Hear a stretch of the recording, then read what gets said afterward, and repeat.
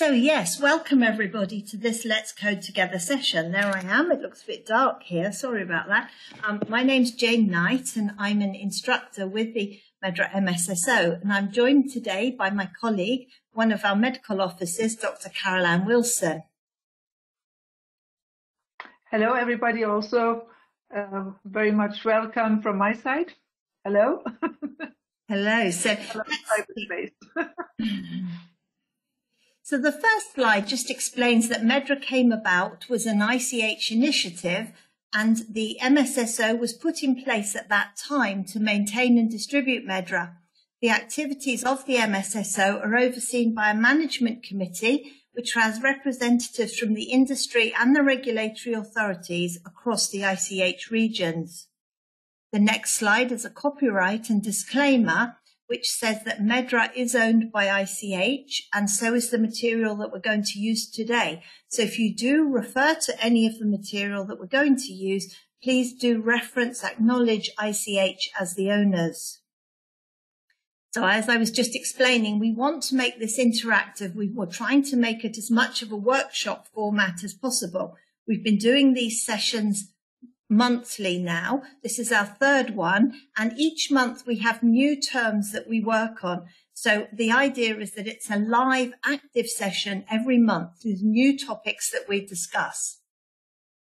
We may not all agree on the term selection, and we encourage you to send your comments, send your questions in as we go through. But because we only have an hour, it may be that with respect to everybody's time, we may have to agree to disagree, as it were.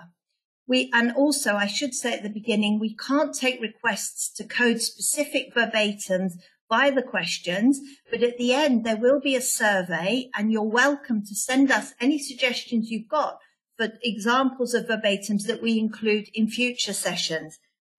We will consider them, but these do have to be of interest to the wide audience, not just your company. So this is how you can now get ready to participate. You can do this with Poll Everywhere, which is the application. You open it either on your mobile phone or with an internet browser. So you may open Safari or Chrome or something like that. And what you do is at the top, you type into the URL field, pollev.com. That's all you type in, pollev.com. You'll then come to the screen that you see on the right-hand side, and at that point, you need to enter my name, Jane Knight 855. That's the username. That allows you to link to my presentation. Don't put your own name because it won't find a link, and it's completely anonymous. So feel free to join in and vote as whatever you think is the right answer. So here's a tester for you just at the beginning. Where are you joining from today?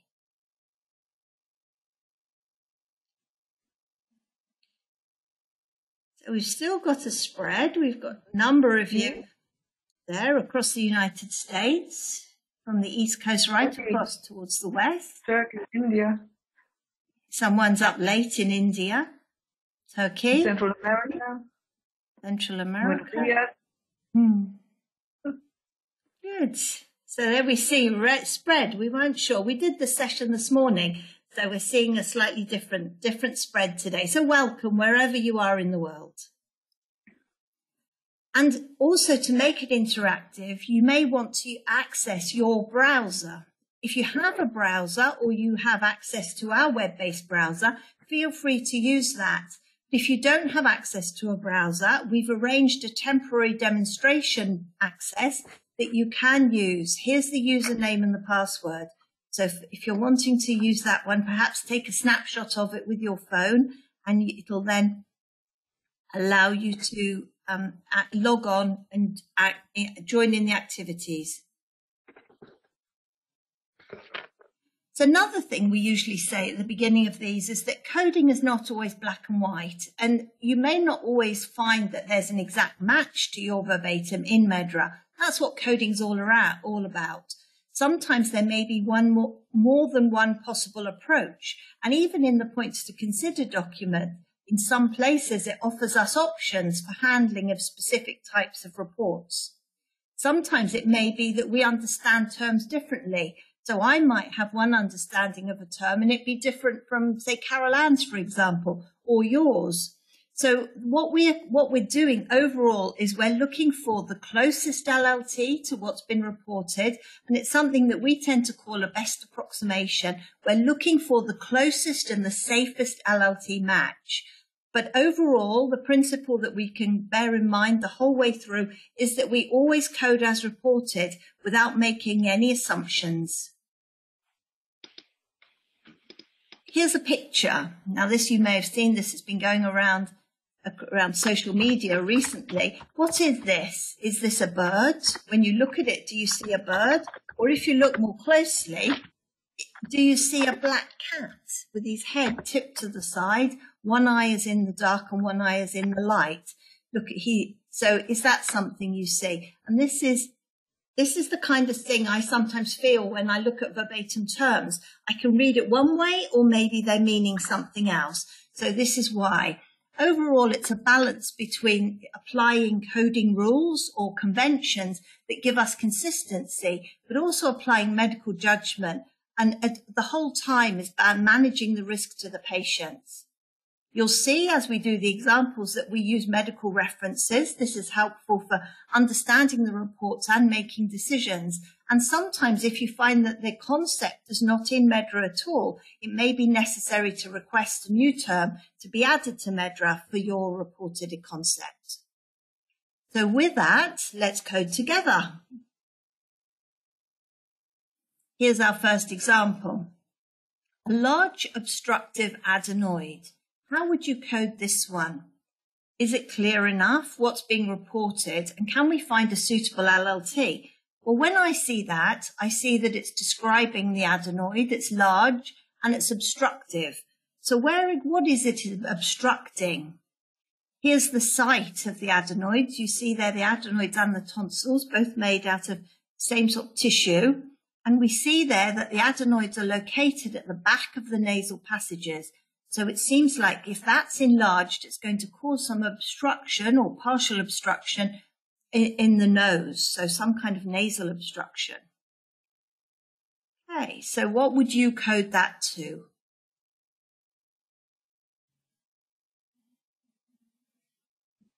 Adenoidal hypertrophy. Somebody's done their homework. Another one.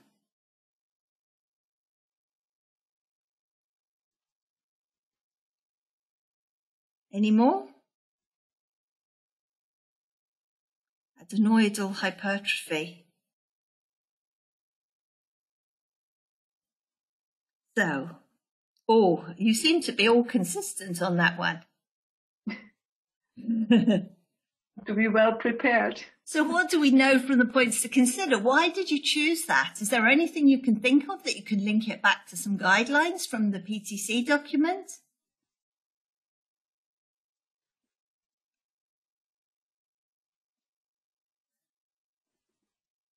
Anything else? Can you think of anything?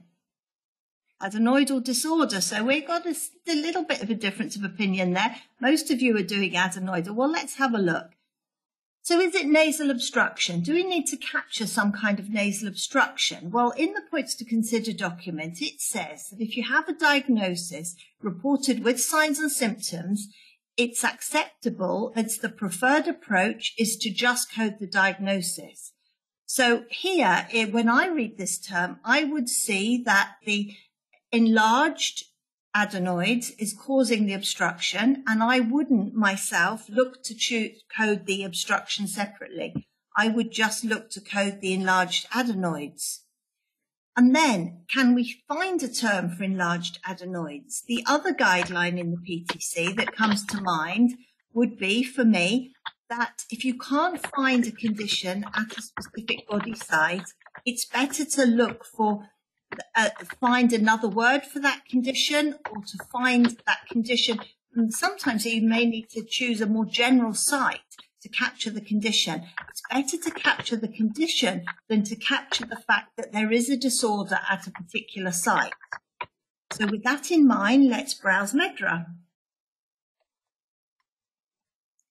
I'll go to the browser through the website, the web-based browser, log in, and I'll look initially for enlarged or large adenoid. You can see it's remembering my search from earlier today. And there's nothing there. So some of you are saying a synonym for enlargement is hypertrophy, adenoidal hypertrophy.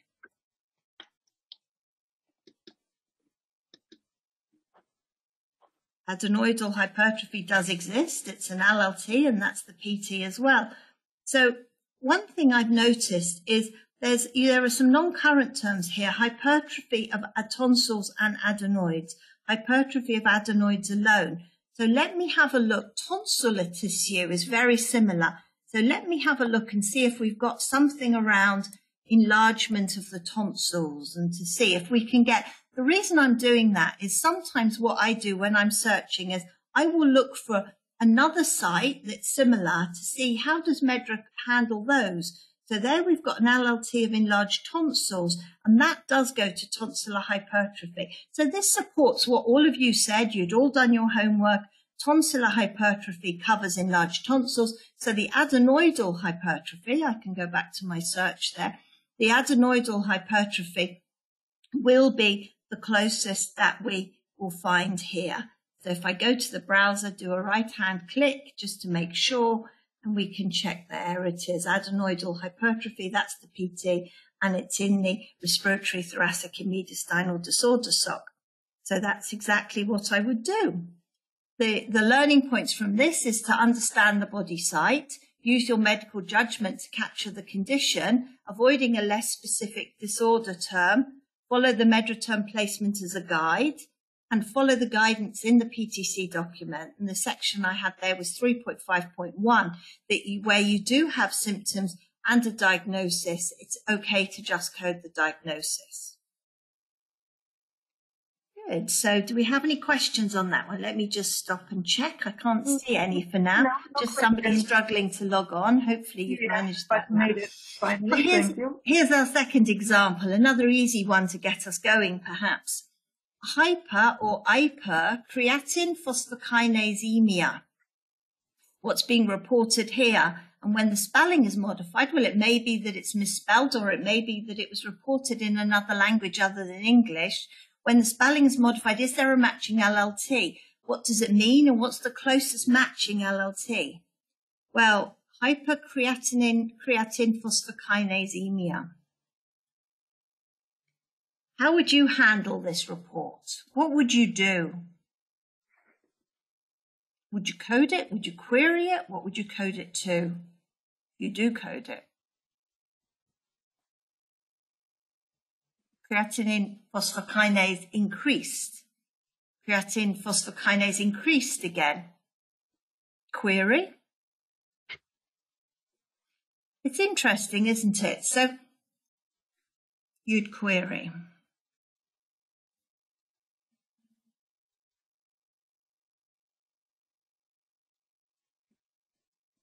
Creatine phosphokinase abnormal. Query again. So we're split. Some of us would code it, some of us would query it. Serum increased. You would request clarification. So let's have a look at what does points to consider tell us about investigations. Also, the points to consider companion guide also covers investigations reports. And the thing here to remember, as we see in the example there, if something is reported as a lab result, it should be coded as a lab result into the investigations. And if something is reported as a condition, here they have the example of hypoglycemia, that would be coded into the metabolism and nutrition disorders as hypoglycemia, compared with decreased glucose, which we wouldn't make the assumption, and we would code that to investigations.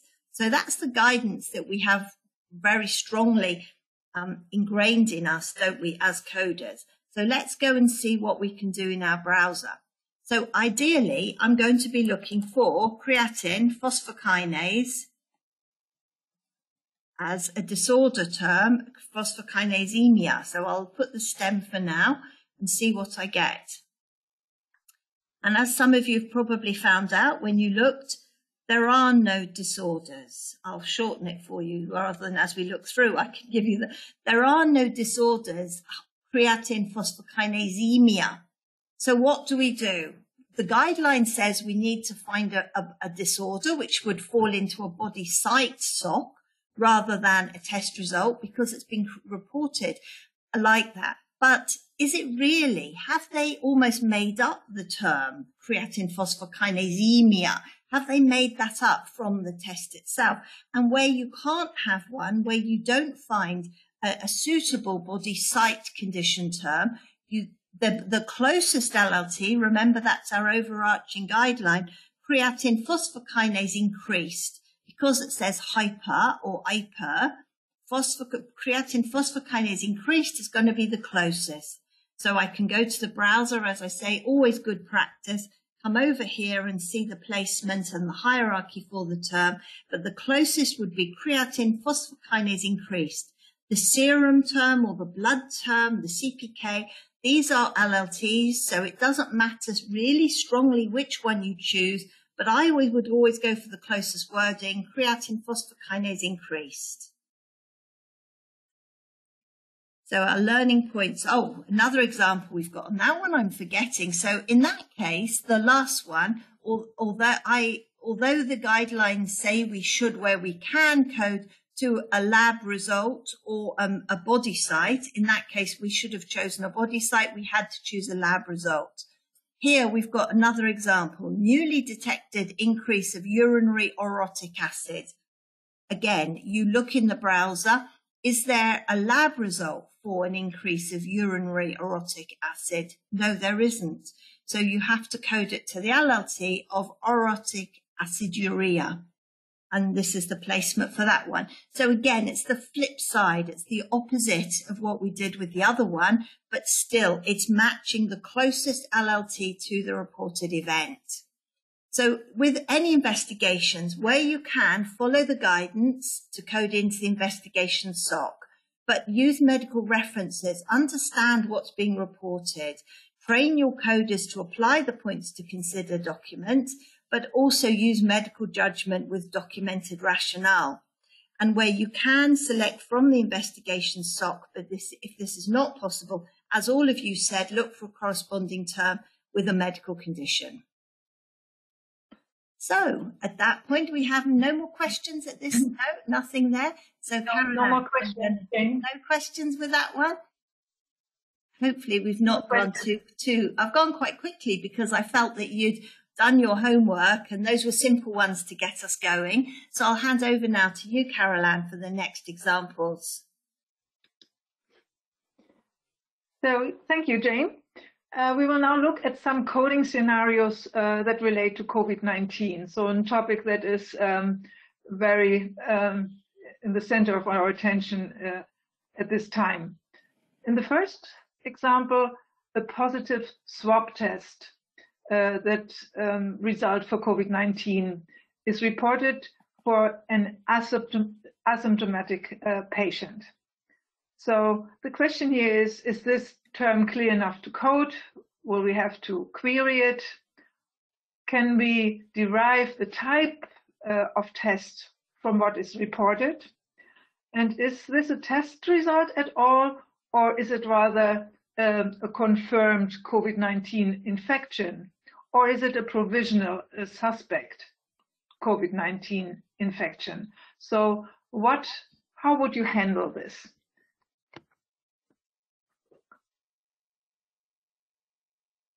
Use your browser to find the most appropriate LRT. Asymptomatic COVID-19. So you would make it diagnose it. COVID-19 virus test positive. Yes, a lab result. Again, the asymptomatic COVID-19 positive virus test. So we have a split of opinions, obviously, between asymptomatic COVID-19 infection and the COVID-19 virus test positive.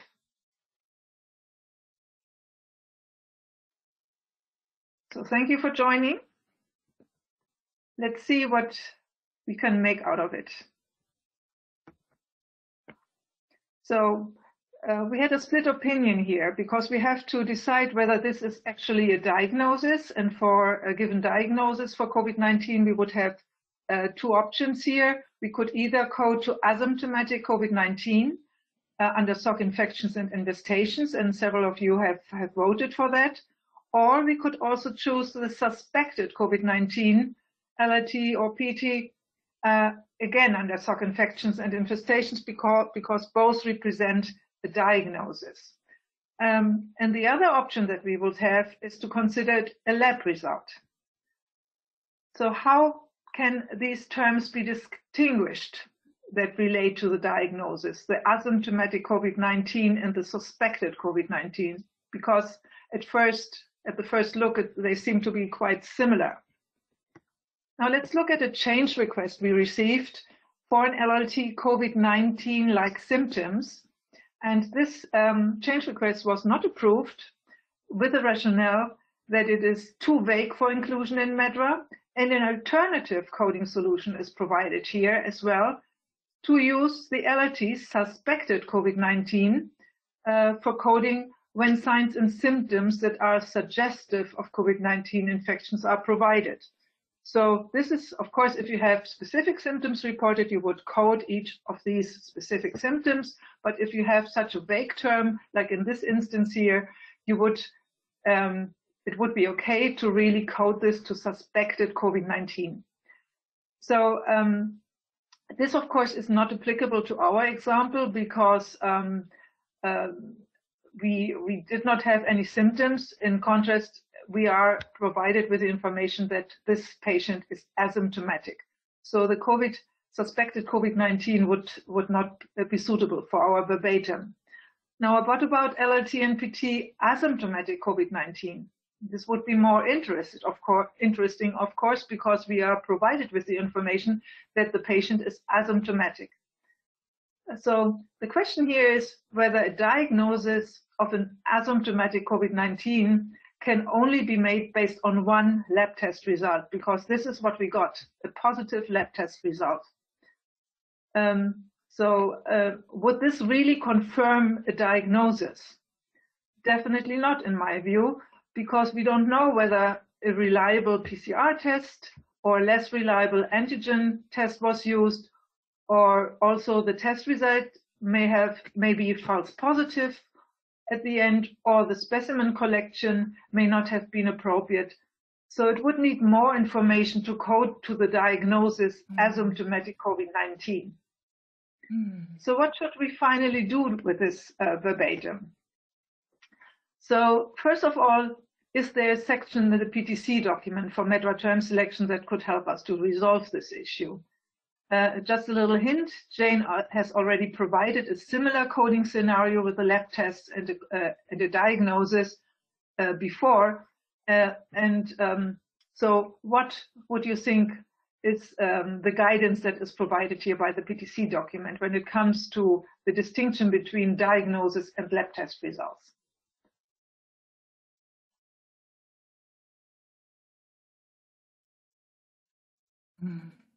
It's exactly what we heard from Jane, where in the section, yes, it's the section 314,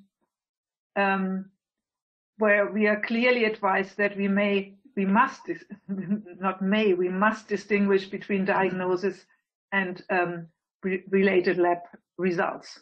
So our verbatim does not provide a diagnosis, but just one lab test result for an asymptomatic patient. And therefore, we should look for a suitable term in SOC investigations. It's a lab result, yeah. Yeah. So which LLT would you select? When looking into investigations, you find these terms, these LLTs: COVID-19 antigen test positive, virus test positive, molecular test positive, PCR test positive. So very specific terms that are available on the LLT level here. Some of you vote for the molecular test, others for the virus test positive. No one for the antigen or the PCR test.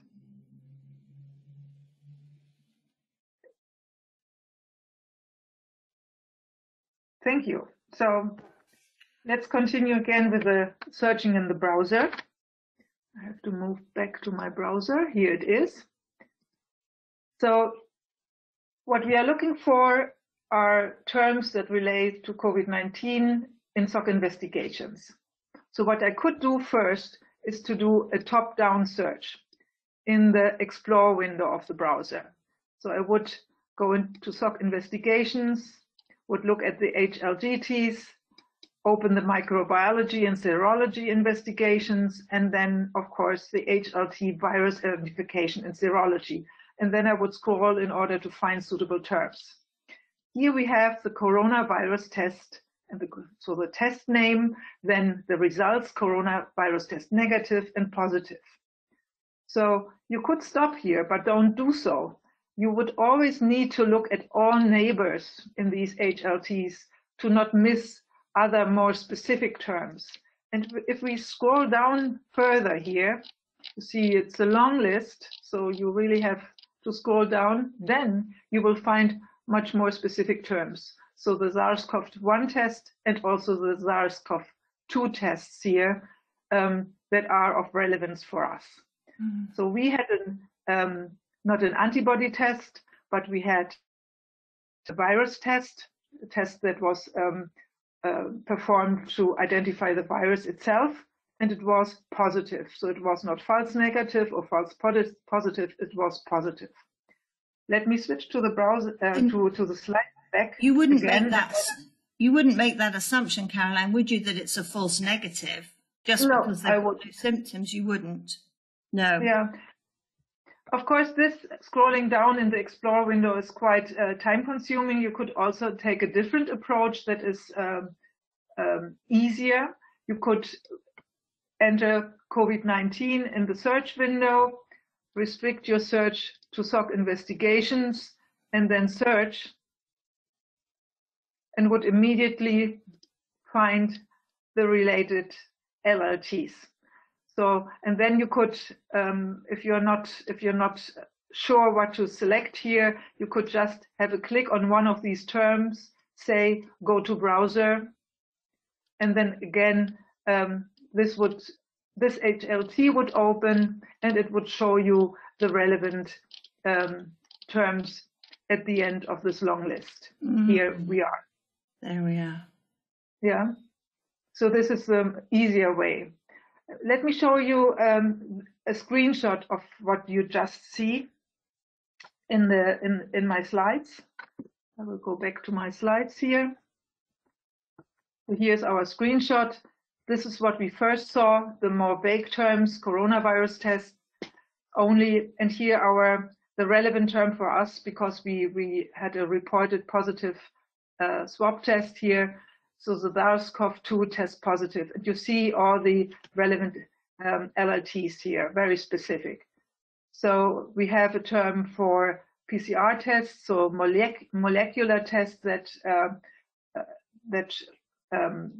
identifies the genetic material of the virus.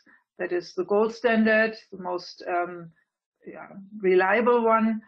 And then we have the so-called antigen tests, so where only proteins of the capsid of the virus, the shell of the virus, are identified. And when we talk about antigen tests, then also this is the rapid tests, the bedside tests, the point of care tests are always these antigen tests. And but we are not told, we cannot derive this information. We don't know whether this was a PCR test or an antigen test whatsoever. So we would have to select a more general term, in this instance, COVID-19 virus test positive. You could, of course, also select SARS-CoV-2 test positive, but in our verbatim, it was reported that it was a COVID-19 test. So we tend to always stick to the wording in the verbatim, and that's why in this instance, I would select COVID-19 virus test positive. But of course, SARS-CoV-2 test positive would be fine as well.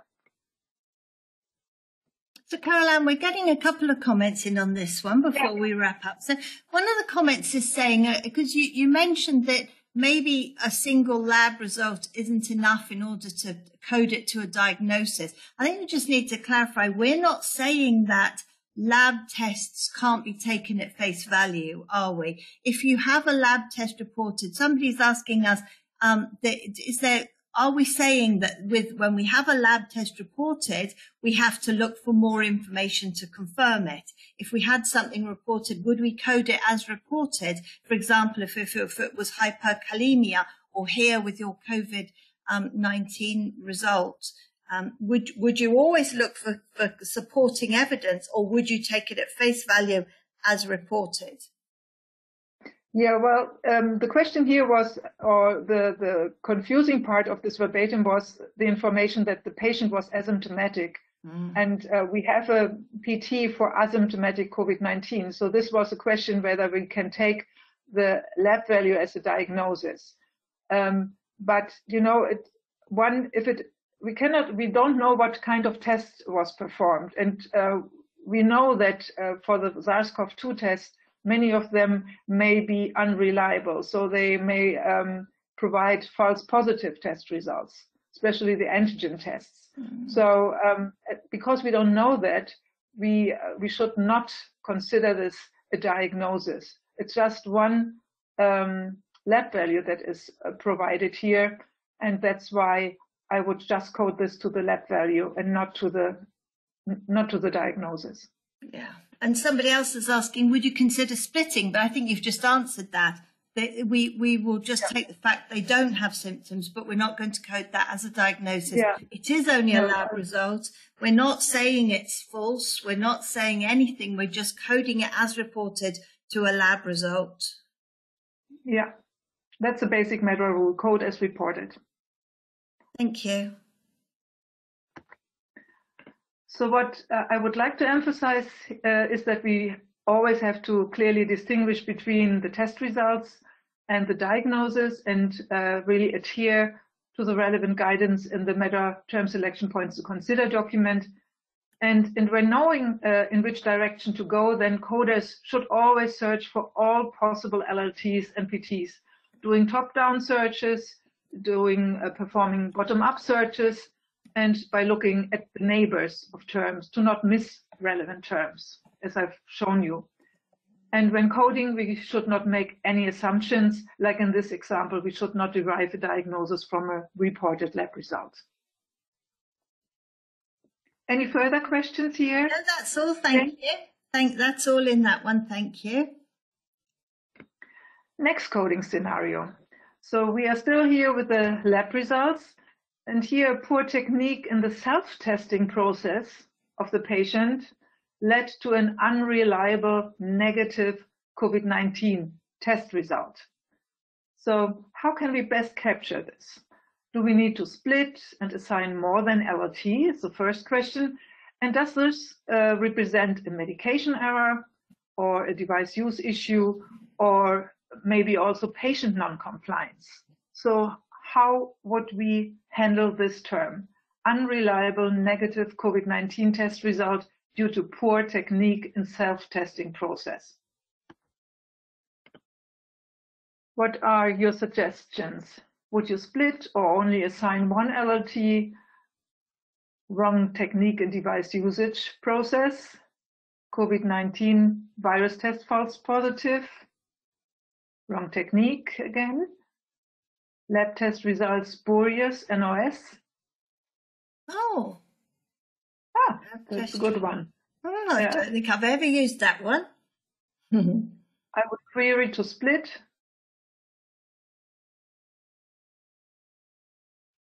Split.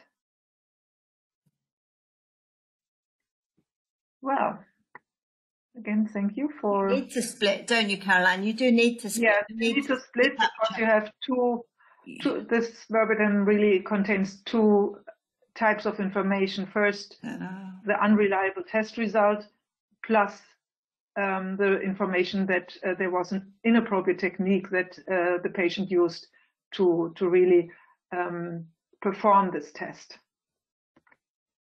Now again, I will switch to my browser. And now let's look again at our at our test results here. We still have them here. So in this instance, we have a negative test result, but it is unreliable. So can we assume that it is a false negative test result? No, it is unreliable, and it could prove correct on further testing. So we cannot assume. It would again be an assumption to think that it's a false negative. Can we assume it's a negative test result? Again, the negative test result is reported to be unreliable, and we cannot assume that it is correct. It would again be an assumption. So is there a closer term for an unreliable test result?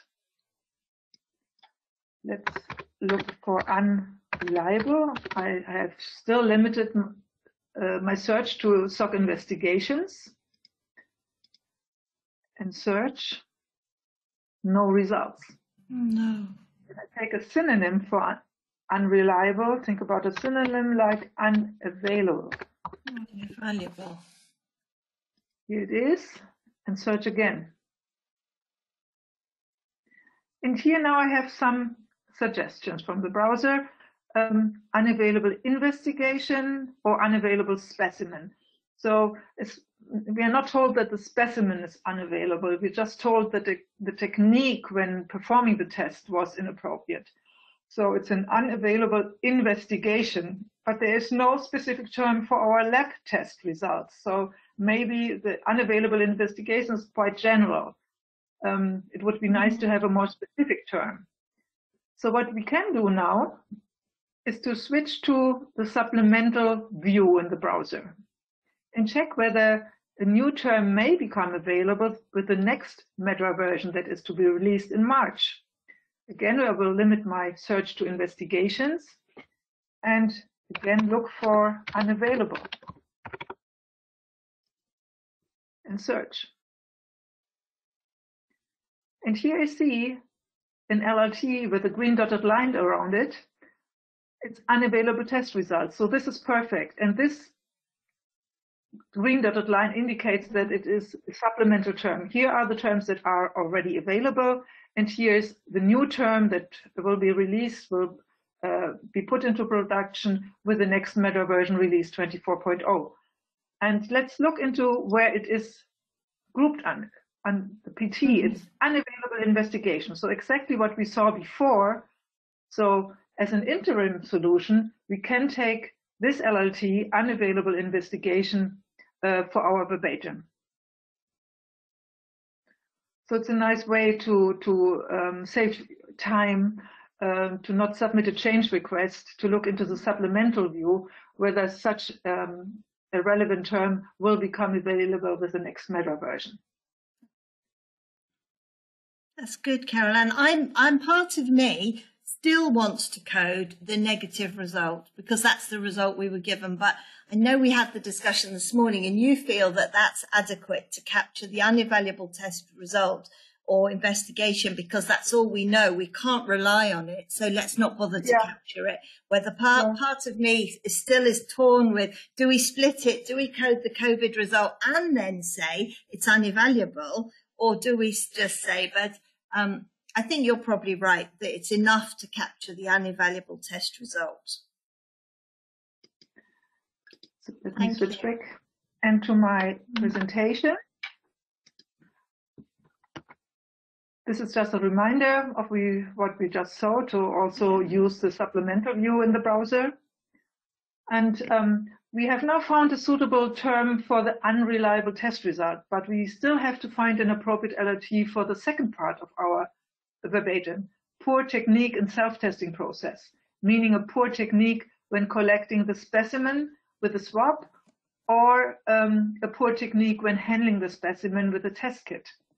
So if you are not sure on how to code product or device use errors or issues, I can only highly recommend to refer to this document here, the MedDRA Points to Consider companion document, because there you will find very detailed guidance for handling such terms. And this is what we find there. So our test kit is, of course, a device. It has a swab. It has the buffer, little containers where you can solve your specimen. You move your specimen in the buffer, and then the actual test kit where you can then derive a positive or a negative test result. So it's a device.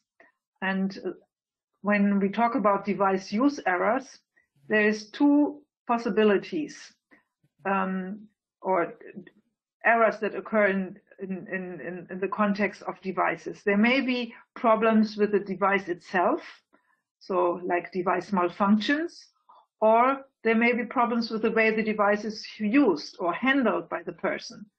So here we have the device use error terms, so very much general terms, or terms that relate to a wrong technique. And the companion documents then clearly explains what the difference is. So device use errors refer to broad errors in using the device appropriately, like unintentional device use beyond label duration, for example. And on the other hand, the wrong technique in device usage process concepts refer specifically to the technical aspect of not properly using the device. And the examples here that are provided are incorrect needle gauge used or wrong injection technique. So this is the guidance provided. So you can now clearly see what kind of term you would select. So would you select device use issue or device use error or improper use of device, so the more vague terms, or would you select one for the technique?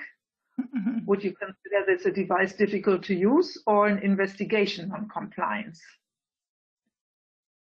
Yeah, and you're well prepared. I see it, 100%. Oh, no, device use issue. One.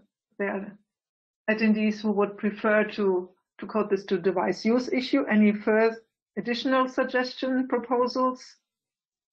So the vast majority is really voting for wrong technique in device usage process. So it was really the technical aspect that was not correct. And it's reported as such that a wrong technique was used performing the test by this person. So what can we learn from this example? First of all, we should capture all relevant information when coding. And in order to do so, we needed to split and code to two separate LLTs for our verbatim. That's the first message. And when not finding a suitable term, then check the supplemental view in the browser to see whether a new better term becomes available with the next MedDRA version release. And this, of course, would save you the time you would need for submitting a related change request. And like always, you should browse thoroughly when confronted with unusual or complex coding scenarios, of course, to make sure that you get a full picture of all potentially suitable terms for your verbatim. And you should look for guidance in the PTC documents and also in the companion document. And with that, I give back to Jane. Or do we have questions? Before you switch back, Caroline, could you show us where to find all the coding guidance documents? Just because I think not all of our group knows where to see them. So just as a reminder where to find, particularly the companion guide. Yeah. So here we are on the MedDRA website. And if you go to how to use to this header and select support documentation, then you will see this screen here. I had already opened it. And here you see all the documents. So it's sorted by MedDRA versions. So we would use the latest MedDRA version that is currently in production, 23.1. And you see here the MedDRA term selection points to consider document in different formats. The redlined version where the changes as compared to the previous versions are indicated. You also see the MedDRA data retrieval and presentation points to consider document, the introductory guide, and for MedDRA itself and for the standardized MedDRA queries. And for each MedDRA version, you also have the what's new document that summarizes the changes that were implemented. And with this header here, additional points to consider documents, here you find the companion document. And this is the latest version here, 2.0. That's because it doesn't follow the versions, does it, Caroline? It doesn't follow the MedDRA versions. That's why it's separate under the blue banner. It's updated based on user feedback. And for those of you who live in Latin America, you can, of course, choose Spanish as well. And then you will see that these documents here are available in Spanish as well. Thank you, Caroline. One more question before you go. Somebody's asking us, we split that term there into the test result and then the technique. If you weren't the company producing the device, would you capture that? We've done it from a coding perspective to show you what MedDRA can capture. Is it worth capturing? Yeah. I think it is worth capturing the technique because it explains why the test was unevaluable. But yeah, it's an important information for analysis because it may be poor quality test kit, but here it was really caused by a poor technique in the self-testing by this person. It was not a malfunction or whatsoever. So it could be in somebody's, it could be in medical history, couldn't it? It could be in someone's medical history, even if somebody wasn't producing that kit. Yeah, and also for analysis purposes afterwards, you know, if you get a lot of these cases reporting a poor technique and self-testing process, you may need to adapt your instructions for the kit, test kit. If you produce the kit, yes. Yeah, if you produce a kit. Yes. Thank you. Right, so I'll let me take the presentation back at this point and we'll do a couple more examples. So here we are. So now we're staying with our COVID theme. And our next example is that the patient got their second COVID vaccination late because of interruption of supply because of high demand. So got second COVID-19 vaccination too late due to interruption of supply because of high demand. So let's see what we can make of this one. What's happened here? Well, again, we can split it, can't we? They got their vaccination too late as the first part. And then the reason, the root cause for this is interruption of supply due to the demand. Can we capture both of these elements? Is it a medication error, a product use issue, or a product quality issue? And if we are looking to split, which multiple terms would capture all of the circumstances? So what would you do?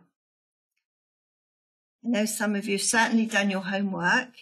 We send the terms out this time ahead of time because we had feedback in our previous sessions that our group would like to see the terms. But it does mean that some of you are quicker than others at the sending us your thoughts. We would split it. Quite a few of you are saying to split it and then capture the supply issue. Product supply chain interruption due to pandemic, somebody's found. Inappropriate schedule of vaccine administered. Split it. Product supply issue. Split it. I think we will all split it. For sure we will split it. You're right there. It is a product issue. Now, what's the difference between a product issue and a medication error? So, all right, I've given you a couple of minutes. So split it, COVID-19 vaccination and the supply. Now you're telling us the vaccination, but what about the vaccination? Is it an incomplete course? Somebody's suggesting. Let's have a look at the terms in the browser and see. So the product issues consist of product defaults, and they cover things which happen. So the product issue SOC is this one. This covers device issues, product quality, supply distribution, manufacturing, and quality system issues. So the HLGT explains it, and you can see this also in the companion document. You can see there that it's a product defect right up until the point it can reach the healthcare providers. So if there's a fault or there's an error in some way in the distribution or the manufacturing, it's a product issue. But then if there's an error in giving it, it then becomes a medication error. So what we've got is that the vaccination was given late. So let's have a look. In that case, it's going to be an administration error. it's due to a defect or a failure of the supply chain. So it's due to a product issue and it results in a medication error. So that's what the companion document explains. When you have that, when you have a supply issue affecting it, it then leads to an administration error.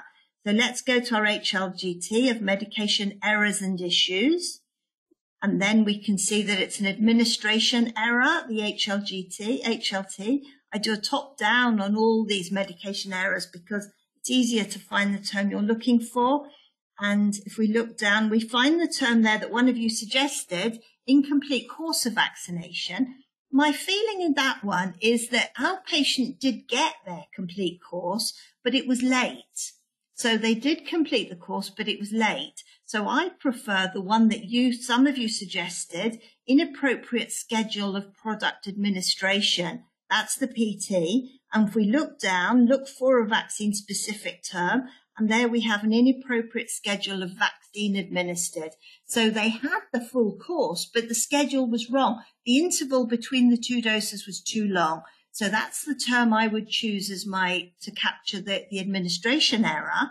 And then somebody said, let's go to the product issues. So let's have a look here at what we can find with supply. There's an HLT of product supply and availability issues, product supply issue. And if we look down, we've got product delay due to pandemic, product supply chain interruption due to pandemic. So there we go. That's what we've got, isn't it? A product supply chain interruption. Some of you had already found that one ahead of time. Now, just to repeat again, with these COVID terms, I do sometimes suggest that it might be worthwhile to look for the supplemental view to just check. And we had a question in asking us to show again. So I'll show you again. At the top here, we've got a field which says release/supplemental view. And we can change it from the release view to the supplemental view. That's when it turns pink. And that's when we're able to see, are there any new terms added? So let's have a look for supply, just to double check. I could have entered supply. No, there's nothing new, but that's the one we want. Product supply chain interruption due to pandemic. There's nothing been added for vaccines. Maybe over time there might, but for now, it's still only a product supply chain interruption due to pandemic. So those are the two terms that I would select. You know that I have a different opinion on it, Jane. Yes. My problem here is that the medication errors or product use issues are defined as events or incidents that occur when the drug or the medicinal product is in the control of healthcare professionals, patients, or consumers. And of course, in this instance here, this supply issue led to the fact that the second vaccine administration was performed too late, but this was not in the control of the healthcare professional. So that's why I'm hesitant to really code this to a term in this medication product use issue terms, because it's not due to a use issue in the medication process and that's why I doubt for myself that this would be appropriate. We have several examples in the companion document that are not really comparable, that rather indicate that one should use the term from the surgical and medical procedures, SOC. So there are some drug dose omissions, for example, based on availability issues or because the patient could not afford the medication. So here they suggest to really code to therapy interruption, so a term that is grouped in SOC, surgical and medical procedures. Unfortunately, there is no term that would cover the vaccine, because a vaccine is not a therapy. It's a prophylaxis, prophylactic activity. So if you would take this approach, then you would, of course, capture the availability issue, but you would end up with a suboptimal code. Yes, You so would we not have a capture the different. schedule issue. Yeah. So Yeah. that's why I'm a little hesitant. There is no black and white here. We have a different, this is a, do you see the cat or the bird issue, isn't it? That I see Yeah. it as being a defect, something's gone wrong in the, as a quality issue in the supply. And because of that, it's led to a medication error. And I see that as the combination that's described in the companion document. But you see it as an availability, and the examples in the companion that talk about availability rather than supply. So this is where when we're practicing, we realize we have one of these real live examples where, so long as we're safe and we've got a rationale for the way we're coding, I don't think it matters too much, does it? Which of those you would choose therapy interruption. Yeah. So the learning points from this one is that we do need to capture everything. You saw how we split it, and you all agreed with us to split, to separate the event from the root cause or the circumstances. So be clear, and with all medication errors and issues, remember, in that HLGT. So this, be clear on the intention. And here it was an error. It was unexpected. It wasn't intentional. And remember to always use top down, particularly when you're looking for medication errors and product quality issues. Those are our learning points there. We have our next example that relates, the last one that relates to COVID-19. It is reported that upon arrival, vaccine vials were removed from the transport box and left out all day before being moved to the clinic fridge overnight instead of the designated COVID-19 vaccine fridge. Staff not aware of this error and then administered vaccine to 30 elderly patients. So why is this issue being reported? Well, it led to a medication error, so it was administered. And is this a medication error or product quality issues? And how can we best capture it? Do we have to split it? Again, how to handle this? So again, use your browser to find the most appropriate LLT or LLTs. What are your suggestions here? Yes, it's a medication error. We need to split. Product storage error, temperature too high. Yeah, that relates to the storage error. But then, and poor quality vaccine administered, that is then the administration error. So let's browse MedDRA again to see how to find the suitable terms. Here we have my MedDRA browser again.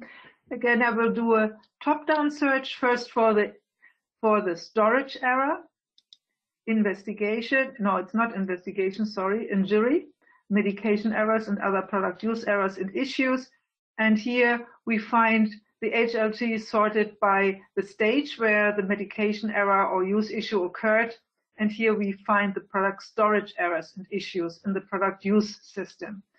And we are 3 of them. We have the product storage error. And if we open this PT, we find no vaccine term, but we find a very specific term, product storage error, temperature too high. And you have proposed this as well. So this would be the correct term for the storage error.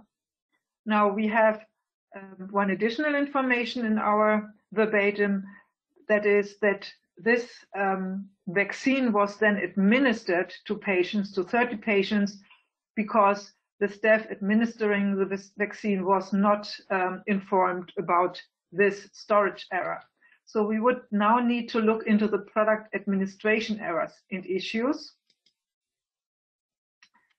And let's look, but we have a long list here again. Maybe it would be better to just say, well, quality and admin, and look for a related term and search.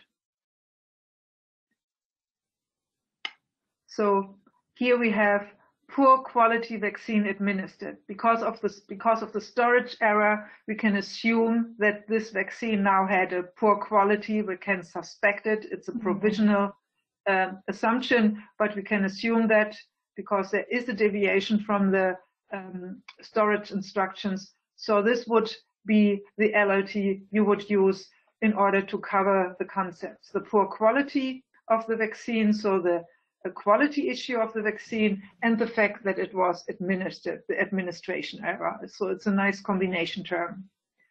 Please be aware that we have additional storage issue terms in the product issues, SOC. So if you open the product quality, supply, distribution, manufacturing, and quality system issues again, you see that we have here product distribution and storage issues. And here we have 4 PTs. You could, of course, take, it's not, we don't know whether it was a manufacturing, it was not a manufacturing product storage issue, but it was a product temperature excursion issue. You may think, well, this may be also a PT that I could use in order to code this. But here you really have to be aware about the distinction between product quality issues and medication errors and issues. And here the MedDRA concept descriptions may help, because if I look into P and look to the storage, you see that this product distribution and storage issues and sub-product issues is intended to cover issues with the storage of products by manufacturers, distributors, wholesalers, etc. And in contrast, product storage issues by end users, such as healthcare professionals, patients, and consumers, are considered to be medication errors and are represented by the appropriate medication error terms in HLT, product storage errors and issues in the product use system. So in SOC, injury, poisoning, and procedural complications. So it's really worthwhile to look into the concept descriptions, especially when it comes to these product quality issue terms and medication error terms. So this is a clear distinction. So you would use the product quality issue terms when this storage error occurs during the distribution process, but you would use the error terms that reside under the medication error, HLGT, when these were caused by the end users. And we know that in our example, it was reported that the vaccines had already arrived at the clinic, and during unpackaging, obviously some healthcare professional has not read the instruction appropriately, so this error occurred then. That's interesting, Caroline. Thank you.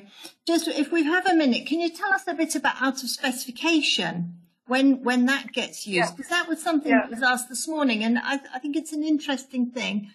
So we were asked whether some term that would relate to the specification. I don't know where to find this now. Let me check. Let me restrict my search. They're all in the product issues, aren't they? Because they relate to the manufacturer and the quality. I don't know by heart where testing to find them. It's easy to find them. I've seen them and never thought. So yes. Yeah. So we have these LLTs here, out of specification test results.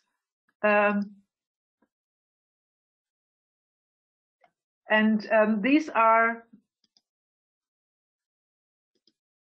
grouped under product issues. And you may think that these may also be suitable in this instance because we suspect a quality issue based on the storage error, but out of specification test results really imply that a testing was done. So this is a thorough test to check whether the specifications, the pharmaceutical specifications, are met for the respective product. So this is has a different meaning. It does not, doesn't fit our verbatim. No, it doesn't mean that the staff failed to follow the rules for that handling of that product, did it? It doesn't mean that the specifications were ignored. It's a specific thing about testing. I thought that was interesting. So, and these again are the learning points. So we have to capture everything that is reported. In this instance, both the storage error as well as the administration error. So we had to split our verbatim, the information that was provided in our verbatim. And we have to clearly distinguish between the product issue terms, caused by manufacturers and wholesalers, etc. So roles that are involved in the actual product, from roles that are involved in the actual product use process.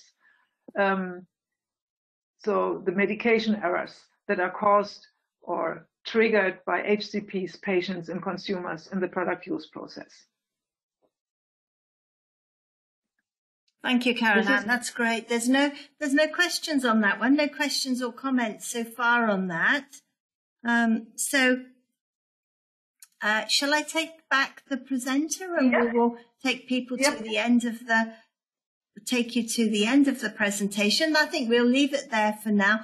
Remember the contacts for us. We have an email address there to the help desk, so you can send us questions, and you'll get a follow-up email from the webinar today with a short survey. If you want to propose terms for us to include in future sessions, please feel free to do so. There's also the links there to the browsers. There's, here we see that there's the information about where you can make a change request, or this is all on our website, or sign up for other training classes. And there's the support documentation that Caroline showed us. We have a contact page. If you can't remember our email address, you can use the contact form. And we also have some social media. There's a Spanish group there for anyone who does speak Spanish, wanting to ask their questions within a WhatsApp group. When you go to that page, you'll find there's a pop-up chat box, so you can even get instant answers to some of your questions, but we can't code for you. So then before we wrap up, Caroline and I are doing this as it's still quite a new initiative, and we're learning with these Let's Code Together sessions. We're learning what works for our attendees and how we can make the hour or hour and a half better for you. So please do, if you've got any comments, there's an online survey which might be easier for you now if you're still logged on to the poll everywhere. Tell us what you thought of this session. Tell us how we can improve and what you'd like to see in the future. And then it should be anonymous, so hopefully it is anonymous for most people.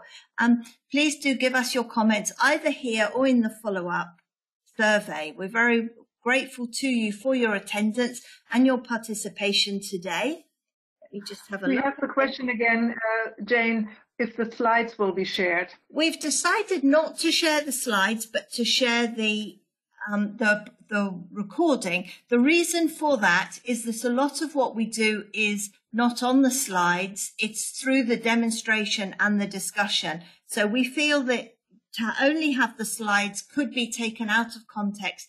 And so that's why we prefer to, at the moment, we're only sharing the recordings. Yeah, and on the YouTube channel, that's how Jane demonstrated, you can really watch the recorded session again. So you will have all the information. And there's another question, a good proposal. Can you send finalist of answers of the questions? Yes, we can look into doing that. One of the points of feedback we've had is that maybe we could be clearer on our slides during the session with the final answers. We sometimes Caroline and I may have slight difference of opinion on them, but generally we do come to some agreement, don't we, Caroline, through our discussions? Yes. So I think we can do that, and that's something we'll try for next month. So please do come along again and join us in future. We're going to be meeting every month, and you, as I say, you can give us some suggestions for future topics. So we're getting some nice comments back there from some of our friends that we've met over the years, which is lovely.